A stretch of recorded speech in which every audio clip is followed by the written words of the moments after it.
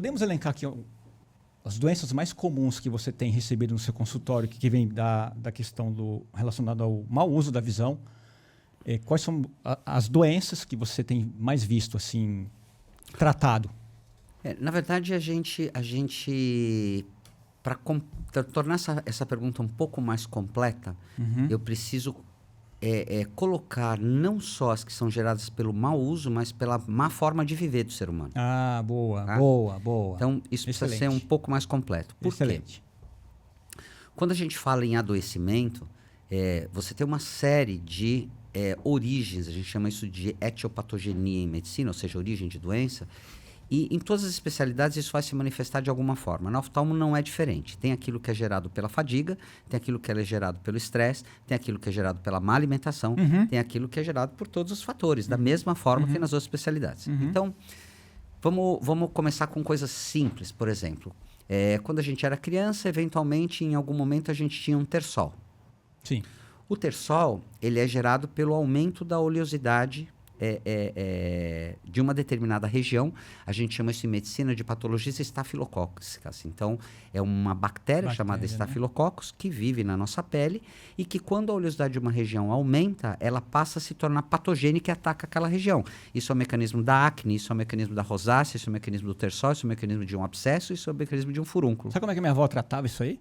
Pegava aliança, ficava esquentando e por causa do calor. Por causa do calor, né? Porque ele fistuliza, né? Porque ele fistuliza o calor. Então, perceba, quando você vai falar em um jovem, não uma criança, um jovem que aparece com episódios repetitivos de tersol, você já está entendendo que alguma coisa aumentou a oleosidade da face dele. Se ele tiver muito cansaço, o cansaço pode gerar esse calor na face. Olha. Se ele estiver muito estressado, nervoso, ansioso, isso também aumenta o calor na face, a vasodilatação, e você também aumenta a oleosidade da face. Se ele for um indivíduo que come lanche com maionese e guaraná, em vez de fazer uma alimentação saudável, ele aumenta brutalmente a oleosidade da pele. Então, perceba, só nessa patologia, num terçolzinho, a gente já achou 3 formas do indivíduo moderno adoecer mais. Percebe? A síndrome do olho seco, hoje, ela tem uma grande questão daquilo que a gente falou, né, da atividade excessiva de perto, sem piscar, mas as doenças autoimunes ocupam um espaço gigantesco aí.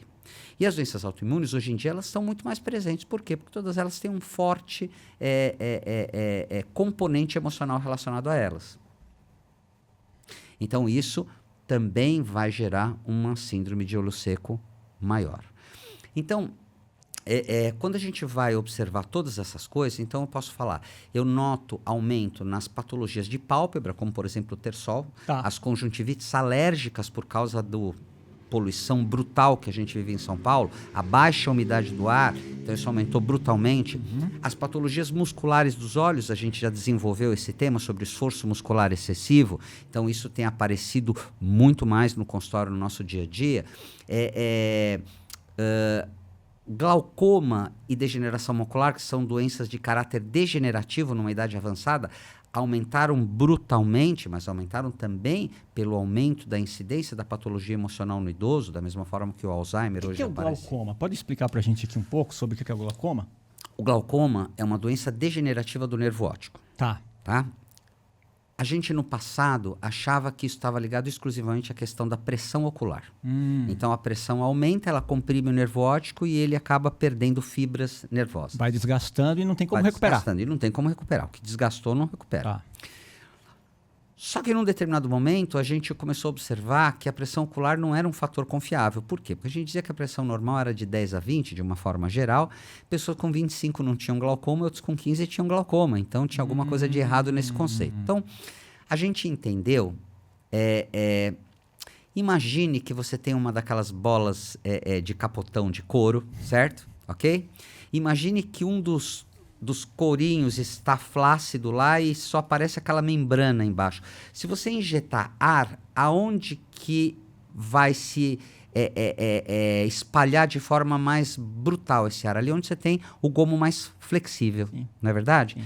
Então, no olho acontece a mesma coisa. Como o nervo óptico ele é muito mais, vamos chamar assim, flexível do que o resto da esclera que fica em volta, Quando você tem um aumento da pressão ocular, ele ataca o nervo óptico. Mas quando você tem um nervo óptico mais molinho, mesmo com uma pressão normal, ele desenvolve glaucoma. Olha só. E o que geraria esse nervo óptico mais molinho? Genética. Olha. Genética. Então, hoje, a gente passou a examinar o nervo óptico dos pacientes, examinando a escavação desse nervo óptico para saber quem é propenso a ter glaucoma, para de forma preventiva começar a atacar. E hoje eu vejo crianças que já têm esse nervo óptico com essa escavação aumentada, portanto, já tem genéticas aí de glaucoma que começam cedo. E quais são os sintomas quando a gente sente que a gente já tem que ficar atento para procurar? Nenhum. Nenhum sintoma? Nenhum. Só o oftalmo vai saber disso ou você vai descobrir quando já tiver perdido Quando já tiver uma parte perdido. da visão. E dá para prevenir? Depois Dá que pra descobre? prevenir, Tá. porque quando você descobre, você começa a fazer os exames periodicamente, através do exame de campo visual, da campimetria, através da esterofoto de papila, que mede o tamanho dessa escavação. Quando você começa a perceber que aquilo está prejudicando a visão, você já tem os mecanismos medicamentosos Tá. para reduzir essa pressão e adequá-la ao que aquele nervo óptico quer para ficar saudável. Olha, é uma doença silenciosa aí, extremamente Silenciosa. perigosa, né? Silenciosa. Mas não é só isso, viu? Tem outras coisas bastante sérias também que estão acontecendo. Por exemplo, existe uma doença chamada corioretinopatia serosa central. Se você for olhar isso na internet ou for verificar em quem dá isso, é em paciente jovem, dá de um lado só, unilateral, com baixa significativa na visão, inflama uma parte nobre do fundo do olho, que é a mácula, e são pacientes submetidos a um forte estresse emocional. Então, mais uma doença advinda do estresse emocional. Não para, né? Não para. Se a gente for enfileirar aqui,